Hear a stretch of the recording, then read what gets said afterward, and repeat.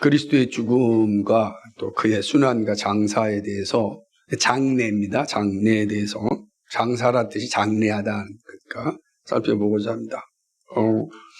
우선 이 9장에서는 첫 번째로 살펴볼 내용은 희생물이 되신 예수 그리스도입니다. 희생 제물. 구약에서는 이제 하나님께서 제사 제도를 제정하셨고, 그 제사에 합당한 원리로서 제물을 바쳐서 하나님께 이제 예배하게 되었습니다. 그래서 우리가 하는 번제라든지 뭐 소제, 속제제, 속건제, 화목제 이런 제사 제도를 허락하셨고, 또 뭐 요제 제사 드리는 방법도 뭐 요제가 있든지, 그러니까 이러한 모습을 제정하셨습니다. 그래서 구약 성경에서 보게 되면 하나님께서 이스라엘 백성들을 만나는 그러한 모습으로서 이 제사가 있습니다. 그래서 각 절기마다 제사를 드렸습니다. 유월절에도 드렸고 또 안식일에도 드렸고, 그래서 이제 이런 절기마다 이 희생제물을 드려서 하나님을 이제 영화롭게 하는 일을 하게 하였습니다. 희생제물의 첫 번째 목적은 이제 하나님 예배하는 겁니다. 그래서 하나님을 예배하는 일에 쓰여지는 게 희생제물이죠. 근데 예배하면만 끝이지 않고요, 이 희생제물은 반드시 그 예배함을 통해서 이스라엘 백성들의 속죄를 위하여 이제 희생제물이 이제 사용됩니다. 그러니까 희생제물은 첫 번째는 하나님 예배하기 위한, 하나님을 온전히 섬긴다라고 하는 믿음의 고백이 있고, 두 번째는 그것이 이스라엘 백성들의 죄를 용서함 받기 위한 속죄 제물로서의 희생 제물이 이제 있게 되는 것입니다. 이렇게 예배와 또 속죄 제물로서의 어떤 희생 제물이 있다면, 궁극적으로 그것은 세 번째 의미로서 바로 하나님과의 화목을 이루기 위함입니다. 그러니까 희생 제물은 뭐예요? 예배함과 우리의 죄의 속죄함, 그리고 하나님과 우리의 관계에 화목하기 위해서 이 희생 제물이 이제 필요했고, 하나님이 그렇게 제정하셨습니다.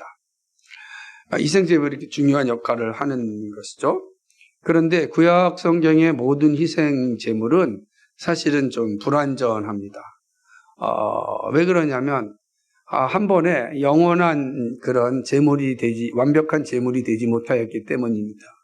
그래서 해마다 희생 제물을 드려야 했습니다. 그래서 해마다 제물을 드려서 이 일을 하는 거예요. 하나님을 예배하고 또 우리의 속죄를 속죄함 받고 또 하나님과의 화목을 확인하는 이런 이제 일을 하는 거죠. 결국은 이 구약 시대에 드렸던 희생 제물을 통하여서는 오늘 히브리서가 이야기하듯이 우리의 죄가 늘 생각나게 하는, 우리 죄인입니다라고 하는 것을 이제 인식하게 하는 역할을 하는 것이죠. 그 구약의 모든 희생 제물은 그런 측면에서 본다면 해마다 드려야 되는 그런 불완전함을 가지고 있습니다. 하나님께서는 이 문제를 이제 해결하시기 위해서 우리에게 예수 그리스도를 보내주셨습니다. 우리를 위하여 성부 하나님께서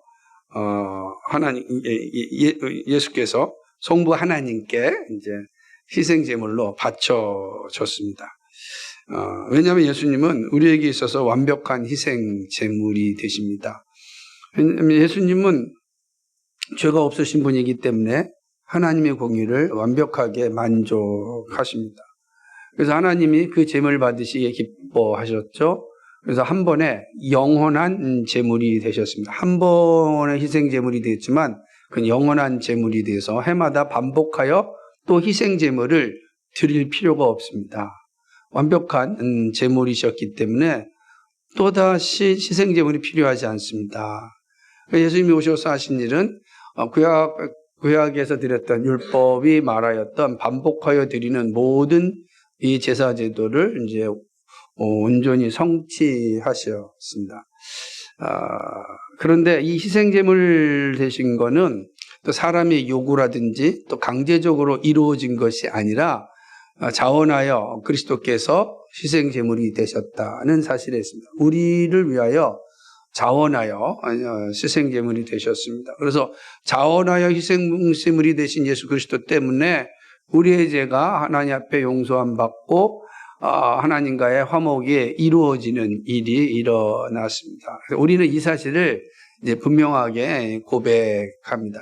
그래서 이 식구들은 신앙고백에서 9장 첫 문장에서 명확하게 나타난 것입니다. 우리 주 예수께서 우리를 위하여 성부 하나님께 스스로 희생 제물로 바쳐졌음을 의심 없이 믿고 고백한다라고 하는 이 의미가 이제 담겨져 있는 것입니다. 그러나 예수님께서 이 땅에 이제 스스로 희생 제물이 되어 우리 가운데 오셨습니다. 근데 하나님께서 이 죄악된 세상 가운데 오셨기 때문에 이 세상 속에서 성자 하나님께서 또 받으셔야 된 그런 고난이 주어지게 되었습니다. 예수님은 죄인들이 받아야 될 고난을 다 겪었습니다. 그러니까 이 땅에 존재하는 우리들은 죄로 말미암아 부패했고 죄로 인하여서 고난을 받게 되어져 있습니다. 우리 가운데 죄로부터 자유할 수 있는 사람은 아무도 없습니다. 그래서 우리는 다 죄로 인하여 고난받고 그 고난의 절정은 죽음이죠. 그 죽음이 이제 우리 죽음이 다 고난이죠.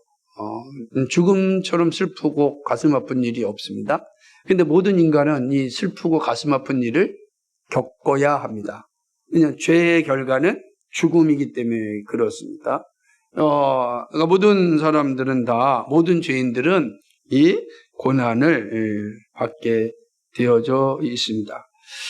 그런데 예수님은 죄가 없으신 분입니다. 그러니까 죄가 없으신 분이기 때문에 죄 있는 자들이 겪어야 될 고난을 받으실 이유가 없습니다. 그런데 예수님께서 사람의 몸으로 이 땅에 오셔서 죄인들이 받으셔야 될 고난을 받으셨습니다. 그러니까 죄 없는 분이 죄인들이 받아야 될 고난을 받으신 것입니다.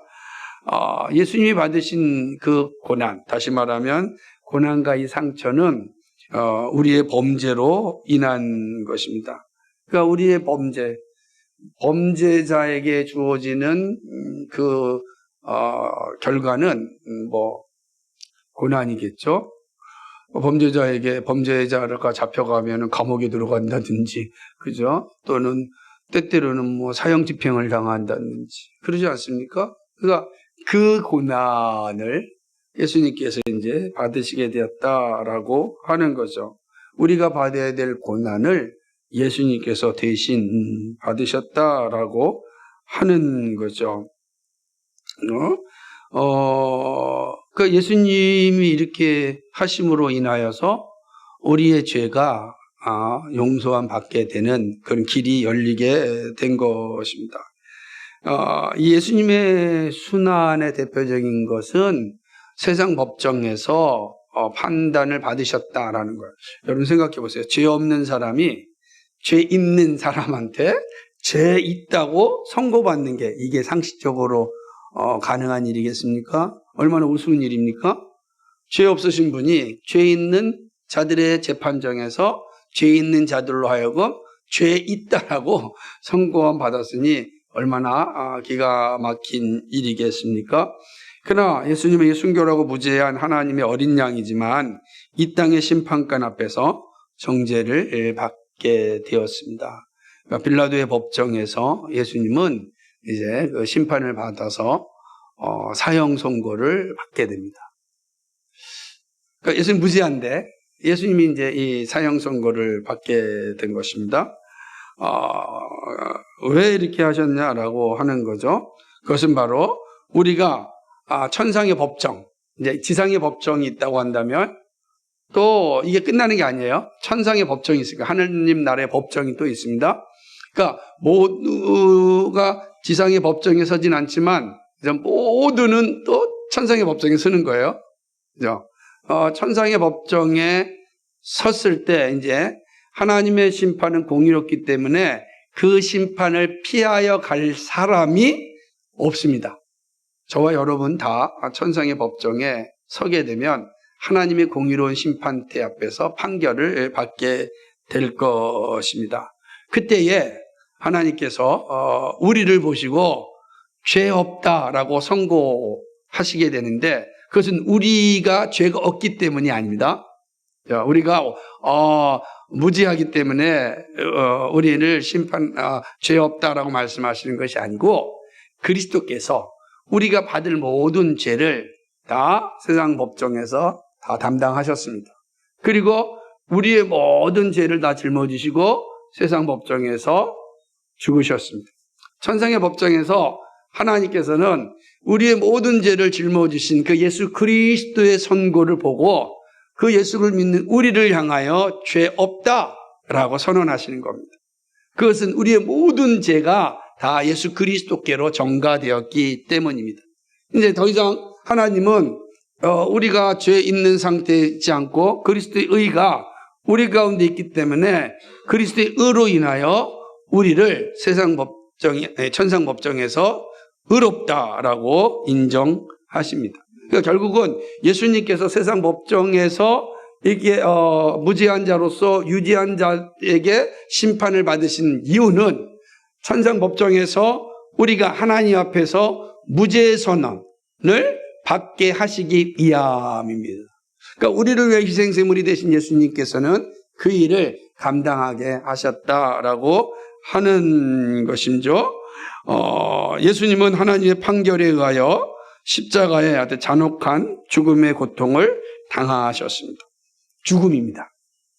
세상 법정에서 예수님께서 그 심판을 받으실 때 하나님이 허락하시지 않습니까?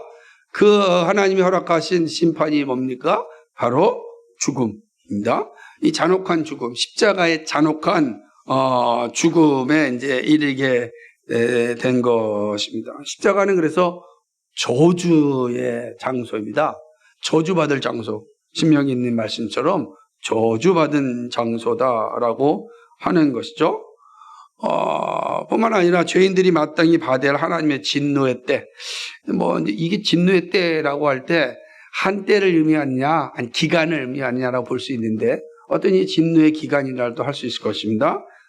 이 진노의 때를 위하여 저주를 받으셨습니다. 그러니까 예수님께서 그 모든 저주를 하나님의 진노의 때를 위하여 저주를 받으셨다라고 하는 것이죠.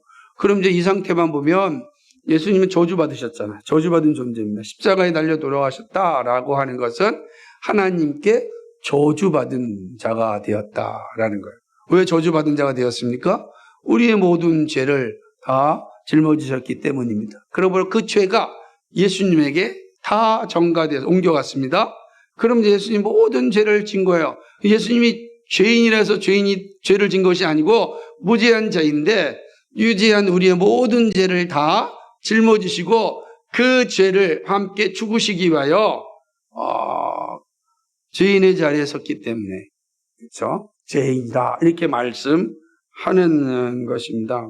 하지만 예수님이 자기 백성의 죄를 완전히 속죄하기 위하여 몸과 영혼의 고통을 당하신 그 비통함 속에서도 우리가 기억하는 것은 여전히 성부 하나님에게 사랑받으시는 아들이시다라고 하는 것을 우리는 맹세합니다. 그러니까 하나님께 저주받았어요. 예를 들자면 십자가상에서 엘리엘리라마서 하는데 하나님이 어찌해 나를 버리시나이까 라고 해서 하나님의 버림받은 그런 상태에 이르게 되었음에도 불구하고 우리의 고백은 뭡니까?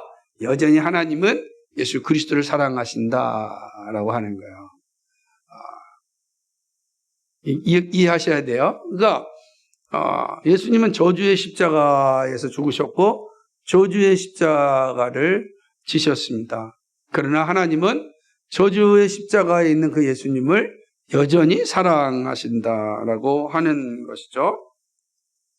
그래서 이제 우리는 고백하는 겁니다. 어떻게 하냐면은 우리의 어떤 죄를 없애기 위해서는 다른 희생물이 존재하지 않는다는 거예요. 오직 예수 그리스도의 희생물, 예수 그리스도의 희생만이 존재하는 것입니다.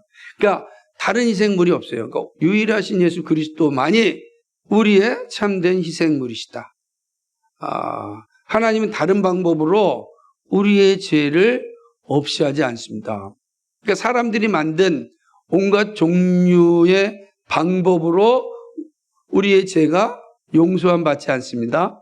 우리의 죄가 용서함 받을 수 있는 것은 오직 예수 그리스도의 희생, 제물 대심에 있다라고 하는 겁니다. 그러니까 하나님께서는 성자 하나님의 이 희생 제물 대심을 통하여서 이제 우리가 지은 모든 죄를 다 용서함 받게 됩니다. 다시 한번 말씀드리자면 구약에서는 해마다 우리가 1년 동안 지은 모든 죄를 다 용서함 받기 위하여서 대속죄일에 소나 양이나 잡아서 죽이고 그 피를 단에 뿌렸습니다. 그러니까 우리가 죽어야 되는데 대신 누가 죽었습니까?